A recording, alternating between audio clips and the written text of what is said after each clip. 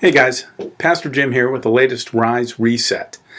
All month long we have been talking about Hollywood and how it influences how we see ourselves. And what I want to do for you parents at home today is to share with you some of the things that we observed from your young people as we worked through this. One of the things that you may or may not be aware of is that young people today really struggle with finding their identity. They are bombarded with more options than ever about who they're supposed to be.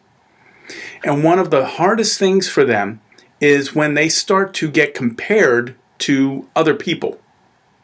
For instance, when you are talking to your young people, it's very difficult for them when they hear things like, "Why can't you be more like your brother?" Or "I wish you were more like so-and-so," or "Why aren't you as good at this as somebody else?" Or "If you were better at this, you might have more friends." I know that when you're saying that, you're trying to encourage your young people, but one thing to remember is that they are in the midst of an identity crisis. They're trying to figure out who they are, what they're about, what they want to do. And everybody's asking, so what do you think you want to do? What do you want to be when you grow up? Where are you going to go to school? Are you going to continue to play sports? Do you think there's a future for this in you? And they get bombarded with these identity questions. And they are very sensitive.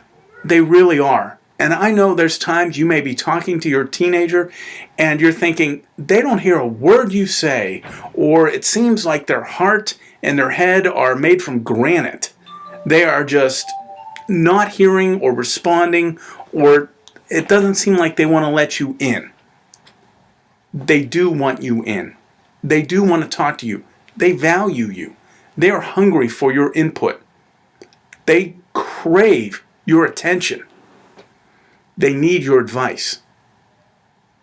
They're asking for your help. You may not see it. They may not say it that plainly, but they are asking for your help. Here's some things you can do to help them.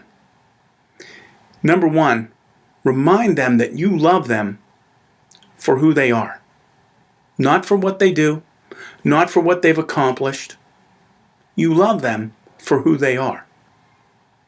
If you don't already do this, I want to challenge you. Take the next 2 weeks, the next 14 days, and at least once a day, tell your young person that you love them. Find something that they do that you can compliment. Something that you want to encourage. Andy Stanley is a very wise man. And he has said this: whatever gets rewarded gets repeated. If your young person does something and they do it well, maybe they take some initiative, maybe they do something that you've been after them to do for some time, encourage that behavior. Recognize that behavior. Let them know that you appreciate what they did. Now, I get maybe they were supposed to do it. I'm not saying that you shouldn't have that level of expectation. You should.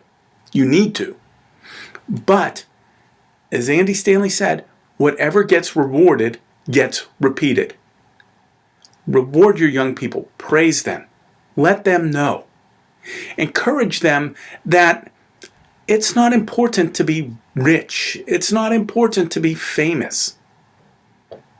It's not important to be better than the person next door. What's important is that they become the best person that God intends them to be. One of the hardest things for me as a parent is remembering that my happiness for my children doesn't come from them doing what I want them to do. It doesn't come from them doing things the way that I want them to do them. I have to find my joy as a parent when my children find their joy.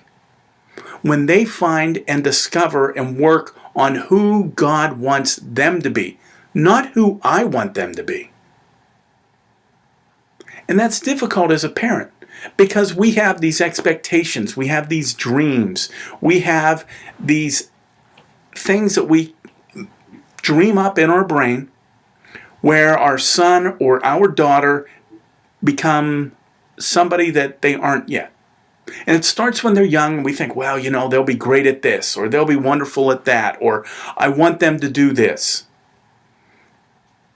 That's good. Your young people need some guidance. They need your help with making decisions. They will need a nudge. Sometimes they need a kick in the pants. But as a parent, if you are determined that your child is going to be, say, a Major League Baseball player, the odds of that happening they're astronomical. What if they don't? What if they never make the team?